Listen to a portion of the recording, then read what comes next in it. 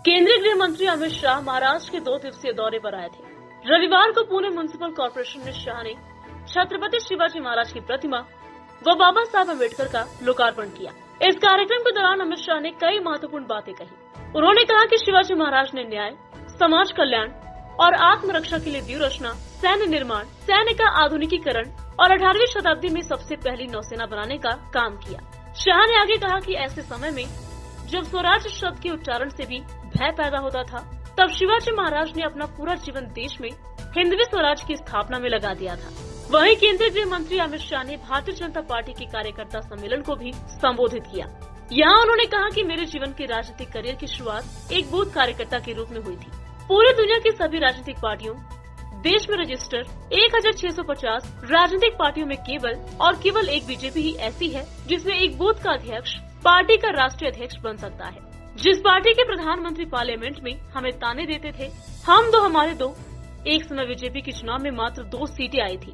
वो नारा लगाने वाले आज 44 पर अटक गए। हम 2 बार 300 सीटों को पार कर मोदी के नेतृत्व में बीजेपी सरकार बनी है।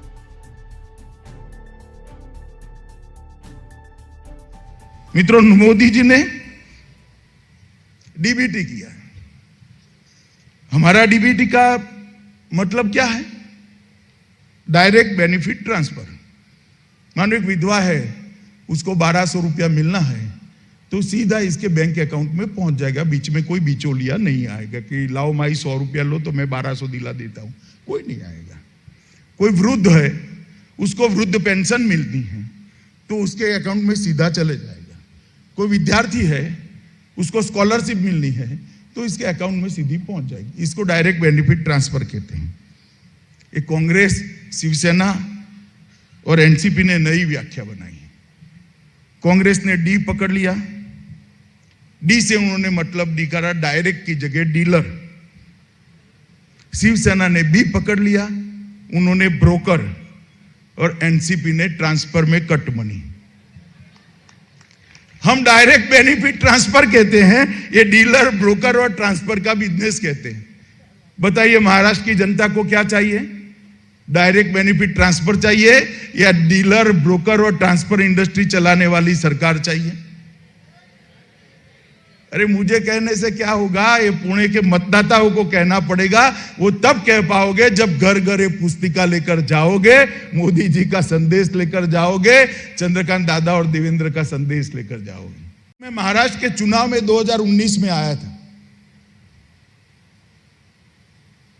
मैं खुद उस वक्त शिवसेना के साथ जो संवाद हुआ मैंने खुद ने किया है, और मैं फिर से आज कहना चाहता हूं कि उस वक्त तय हुआ था कि देवेंद्र फडणवीस के नेतृत्व में चुनाव लड़ा जाएगा और मुख्यमंत्री भारतीय जनता पार्टी। मुकर गए, सत्ता के लिए हिंदुत्व के साथ समझौता कर लिए।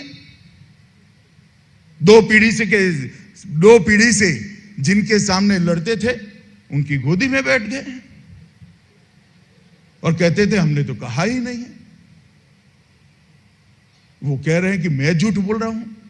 चलो भैया, 1 सेकंड के लिए मान रहे हैं, मगर आपकी सभा के पीछे जो बैनर लगते थे ना, उसमें आपके फोटो की और मोदी जी के फोटो की साइज जरा देखना। आपकी 1/4 थी। हर भाषण में आपको मोदी जी का नाम देना पड़ता था।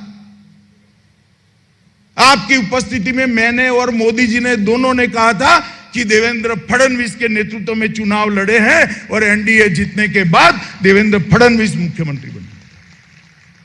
मगर चूंकि आपको मुख्यमंत्री बनना था, आपने हमारे साथ विश्वासघात किया, सत्ता पर बैठे। ब्यूरो रिपोर्ट, वीसारस न्यूज, पुणे।